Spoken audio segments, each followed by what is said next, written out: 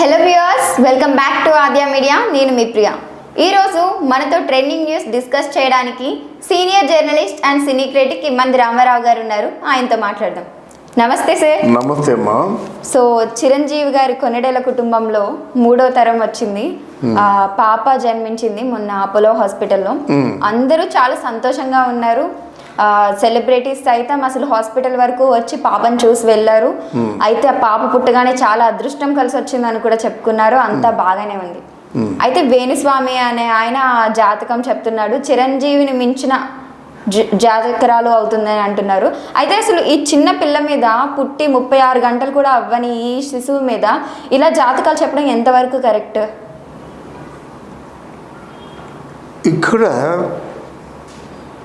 చిరంజీవి గారి ఇంట్లో పసిపాప కేరింతలు విని మనం విందామని చూసినట్టయితే ఆల్మోస్ట్ అలా 10 సంవత్సరాల పైనే పడుతుంది. 11 సంవత్సరాలు అయిపోయింది. అందరూ దానికోసం ఆలోచిస్తున్నారు. ఆ సందర్భంగా ఇంట్లో మనవరాలు పుట్టడం సహజంగా తాతకి బాగా ప్రేమ.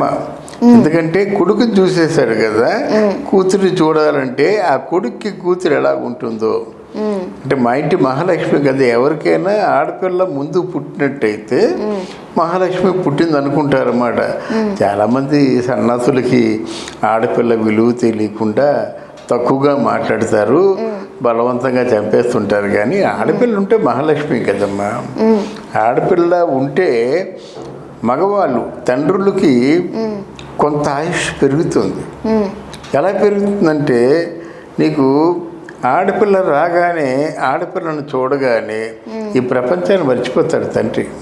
ఒకటి, రోగాలు గేయాలు అవన్నీ దూరంగా పారిపోతాయి. 2, 3, తండ్రికి ఏం కావాలో కూతురు బాగా తెలుసు. కూతురు బాగా తెలిసి తండ్రికి కావాల్సినవి మాత్రమే పెడుతుంది, ఆరోగ్యాన్ని బాగా చూస్తుంది. అంటే మహాలక్ష్మి అనడానికి ఏంటి కారణం. తర్వాత ఆడపిల్లలు వస్తే మరి ఏమిటో తెలీదు. నేను మా ఇంట్లో నాకు ఆడపిల్ల పుట్టినప్పుడు కూడా లక్ష్మీ తల్లి అని చెప్పి నాకు ఒకేసారి 3 సినిమాలు చేశా అసోసియేట్ డైరెక్టర్గా. మరి లక్ష్మి వచ్చినట్టే కదా. అందుకని నాకేముంది, ఒకేసారి మా పాప పుట్టిందని తెలిసింది, 3 సినిమాలు చేశాను. ఆ పాపకి ఏం పేరు పెట్టాలంటే లక్ష్మి అని పెట్టేయండి అని చెప్పాను అనమాట. అదే పేరు శాస్త్రం అయిపోయింది. ఫర్ ఎగ్జాంపుల్ చెప్తున్నాను నేను, ఆడపిల్ల అందరికి కూడా అదృష్టమే. దీనికి వేణుస్వామి ప్రత్యేకించి తగుదులమ్మా అంటూ ఈరోజు అంటే మన రామ్ చరణ్కి ఆడపిల్ల పుట్టింది. ఆవిడ మహర్జాతకురాలు. ఈ ఆడపిల్ల చిరంజీవి జాతకం కంటే పెద్ద జాతకం అని చెప్పాడు. అది ఇక్కడ ఆడపిల్ల పసిగుడ్డు. మైల స్నానం చేశారో లేదో తెలీదు, చేస్తారో లేదో తెలీదు, దానికి ఏదో లెక్కలు ఉంటాయి. తెలియని విషయాలు మనం చెప్పడం ఎందుకు. అటువంటి పరిస్థితుల్లో అంటే ఒక నక్షత్రం ఆధారంగా చేసుకొని చెప్తున్నాను అంటున్నాడు. అంటే నక్షత్రం ఆధారం అంటే ఏ సమయం నీకు తెలుసా? తెలీదు. ఎందుకంటే వాళ్ళు చెప్తారమ్మా. సహజంగా అక్కడే వస్తున్న చాలా జాతకాలు తప్పు అవడానికి కారణం ఏంటంటే, అక్కడ మీకు వెంటనే పుట్టగానే వాళ్ళు చెప్పరు. ఒక 2 నిమిషాలు, 1 నిమిషం ఎంతో తేడాతో చెప్తారన్నమాట. వాళ్ళు చూసిన టైం నోట్ చేసుకుంటారు. అంటే ఆ పుట్టగానే, భూమి మీద పడగానే ఆ గంటలు, నిమిషాలు, సెకండ్లు, ఘడియలు, విఘడియలు ఇవన్నీ లెక్కేసుకోవాలి. వీటి మీద క్యాలిక్యులేట్ చేయాలి. ఇవన్నీ లెక్కేసుకోవాలంటే టైం నీకు కరెక్ట్గా తెలియాలి.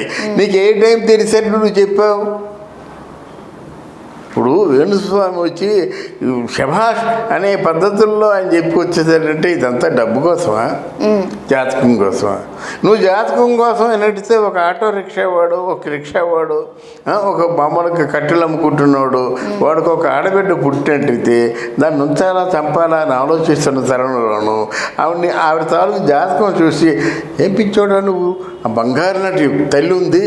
నేను ఒక వీడియోలో ఈరోజు ఒక వీడియో చూశానమ్మా, నాకు ఎంత కడుపు తరుక్కుపోయిందంటే, పసిగుడ్డు పుట్టిన పిల్లని నదిలో పడేస్తున్నాడు వాడు. ఎంత అమానుషం. ఆ బిడ్డ పడేసి దాన్ని నమస్కారం పెడుతున్నాడు అన్నమాట. అటువంటి వాళ్ళు ఎవరైనా నీ కళ్ళను పడినట్టయితే అరే పిచ్చోడా, ఇంత పెద్ద జాతకురాలు అవ్వాల్సి ఉంది, ఆవిడ చంపేసుకుంటావేంటి, నీకు జాత కాకపోతే నాకు ఇవ్వు అని చెప్తే బాగుండేది. ఆయన పాదాలకు నమస్కారం చేసేవాడిని. తమిళనాడులో జయలలిత చేసినటువంటి ఒక శ్రీమూర్తి గనక ఆడపిల్లలు అంటే ఆవిడకి అంత అపేక్ష. శ్రీమూర్తి ఎందుకంటే దానికి కనెక్టింగ్గా చెప్తున్నాను అన్నమాట. ఈ విషయం చెప్తాను. ఆ శ్రీమూర్తి ని ఎవరైనా చంపేసే ఆలోచనతో ఉన్నట్టయితే ఆవిడేం చేసిందంటే అంటే ఒక మంచి కార్యాలయాలు అంటే ఆఫీసులు పెట్టి ఒక ఉయ్యలు కట్టింది. తొట్టిల ఒక కొలందై అంటే తొట్టిలో ఒక పాప, దాని అర్థం మాట. ఎవరికైతే ఆ పిల్ల బరువు అనుకుంటారో, ఎవరైతే ఆ పిల్లని చంపేద్దాం అనుకుంటారో దయచేసి చంపకండి, ఆ తొట్టులో వేసేయండి. వాళ్ళకి పెద్ద ఇన్ఫ్రాస్ట్రక్చరు, పెద్ద వ్యవస్థ ఉంది, వాళ్ళు పెంచుకుంటారు, చదివించుకుంటారు, పెళ్ళిళ్ళు చేసుకుంటారు. అది చాలా గొప్ప ఆలోచన జయలలిత. అలా చేస్తే బాగుండేది. నెట్లో పడేయడం ఏంటి, దండం పెట్టడం ఏంటి? అలా పుట్టక ముందే నువ్వు మా చిరంజీవి గారిని బిచ్చిన జాతకరాలు అవుతుందంటే అవ్వాలనే కోరుకుందాం, అంతకంటే పెద్ద జాతకరా అవ్వాలని కోరుకుందాం. ఒక మాట చెప్తున్నాను నేను, ఒక కామన్ సెన్స్ ఫ్యాక్టర్గా నువ్వు అర్థం చేసుకుంటావని చెప్తున్నాను. ఎవరు బిడ్డమ్మ ఆవిడ? చిరంజీవి గారి రామ్ చరణ్ కూతురు. ఇంకా ఉపాసన ప్రాపర్టీ ఎంతమ్మా? మనకంత అంచనా లేదు, కానీ తక్కువ అయితే కాదు. అంతనా కాదు, ఎక్కడ కదా, వేల కోటలు ఉన్నాయి, వాళ్ళకి కోట్లు ఉన్నాయి. భారతదేశం వ్యాప్తంగా వాళ్ళకి హాస్పిటల్స్ ఉన్నాయి. మరి వాళ్ళ ప్రాపర్టీతో పోలిస్తే చిరంజీవి ప్రాపర్టీ ఎంతమ్మా? చిరంజీవి కంటే గ్రేటే కదా తను. తన ఆస్తి ఆ బిడ్డకే కదా. నువ్వు ఇలా నువ్వు జనాన్ని ఇలా మాయ చేస్తుంటే మళ్ళంటి వాళ్ళు ఏం చెప్పాలి? నువ్వు చెప్పేదేంటి? ఎవరైనా చెప్తారు. ఉపాసన కూతురు, రామ్ చరణ్ కూతురు కనుక ఇట్లాంటి మాయ మాటలు చెప్పి పబ్బం గడుపుకునేటువంటి వ్యక్తుల్ని మనం ఏం చెప్పాలి? నువ్వు జాతకం చెప్పగలవేమో మాకు తెలియదు, కానీ నీ టైం తెలియదు కదా. టైం తెలిసినా అది చెప్పగలవా నువ్వు? అంటే మీరు రండి, ఇప్పుడు నెక్స్ట్ ఏమిటంటే ఈ బిడ్డ బాగా ఉండాలి, సుభిక్షంగా ఉండాలి, రెండంటే 10 లక్షలు తీసుకురండి అంటాడు. పూజ చేస్తే ఇంకా బ్రహ్మాండంగా ఉంటుంది, క్షేమ స్థైర్య అభయ ఆరోగ్య అని దీవిస్తారు కదా, అలా దీవిస్తాడు.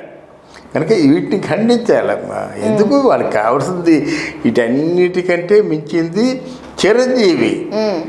మా ఇంటి మహాలక్ష్మి అనుకుంటున్నారు. ఆ తల్లి చల్లగా 10 కాలాల పాటు ఉన్నట్టయితే అంత మించింది ఏముందమ్మా? ఈ పిచ్చివాగుళ్ళు ఎందుకు? దీన్ని ఏమనాలి? గనక ఈ జాతకాలు గీతకాలు కాకుండా జనానికి పనికి వచ్చేది ఏదైనా, సమాజ హితవుగా ఉన్నది ఏదైనా, సమాజ శ్రేయస్సు కోరేది ఏదైనా మాట్లాడితే బాగుంటుంది. కానీ నీ మాటల వల్ల ఎంతమంది దెబ్బతింటున్నారు కదా. నీ మాటలంటే నీ మాటలు కాదు, వేణుస్వామి మాటల వల్ల. ప్రభాసనేమో దెబ్బతినేస్తాడంటావు, నీకు సైకలాజికల్గా అది మనసులో పనిచేస్తుంటుంది. విజయ్ దేవరకొండ ఏమో దెబ్బతినేస్తాడంటావు, అది చైతన్యాను సమ్మతాను విడిపోతారంటావు. ఏంటి పిచ్చివాగుళ్ళు? నువ్వు చెప్పడం ఎందుకు? అలా జరగడం ఎందుకు? జరిగినా జరగకపోయినా మళ్ళీ కలుసుకుంటే నిన్ను ఎక్కడ కొట్టాలి? చైతన్య సమంత మళ్ళీ కలుసుకుంటే నిన్నేం చేయాలి? విజయ్ దేవరకొండ మళ్ళీ సక్సెస్ అయితే నిన్నేం చేయాలి? ప్రభాస్ మళ్ళీ సక్సెస్ అయితే నిన్నేం చేయాలి? ఆ సమాధానం చెప్పుకొని జ్యోతిష్యం చెప్పు. చాలా బాధ అనిపిస్తుంది అమ్మ. ఇట్లాంటి వాళ్ళని మనం ఎంకరేజ్ చేయకూడదు. వాడి దగ్గరికి వెళ్ళి కెమెరా తీసుకెళ్ళిపోయి మీరు చెప్పండి, వాడి జాతకం చెప్పండి, వీడి జాతకం చెప్పండి, వాడి నక్షత్రం చెప్పండి, వీడి నక్షత్రం చెప్పండి. ఇదంతా మార్కెటింగ్, ఫ్రాంచైజింగ్, ఎంటర్ప్రెన్యూర్ అన్నమాట. అది అంటే బిజినెస్ని డెవలప్ చేయడం కోసం వాడు మనల్ని ఉపయోగించుకుంటున్నాడు, మన బిజినెస్ని డెవలప్ చేయడం కోసం వాడిని ఉపయోగిస్తాడు. మనకి అఫ్కోర్స్ మనం యథార్థంగా మాట్లాడేవాళ్ళం కనుక, ఉన్నది ఉన్నట్టు మాట్లాడేవాళ్ళం కనుక ఇట్లాంటి మోసగాళ్ళని మోసమే అనాలి. ఎందుకంటే ఒకరిని బాధ పెట్టే వాళ్ళని మోసగాడే రాలన్నమాట. ఇట్లాంటి మోసాలని ప్రజలు నమ్మొద్దని చెప్పడం కోసం ఈ వీడియో చెప్పుకుంటున్నమాట. చిరంజీవి కంటే గొప్ప జాతకుడు నువ్వు చెప్పవలసిన అవసరం లేదు. నిజంగా ఆ మహాతల్లి చిరంజీవి కంటే గొప్ప జాతకురాలని నేను చెబుతున్నాను, నువ్వు చెబుతున్నావు. రాసుకోండి. Thank you so much sir. Thank you very much. So చూసారు కదా, ఇది వాళ్ళ ట్రెండింగ్ న్యూస్. మరిన్ని ఇంట్రెస్టింగ్ న్యూస్తో మళ్ళీ మీ ముందుంటుంది ఆద్య మీడియా.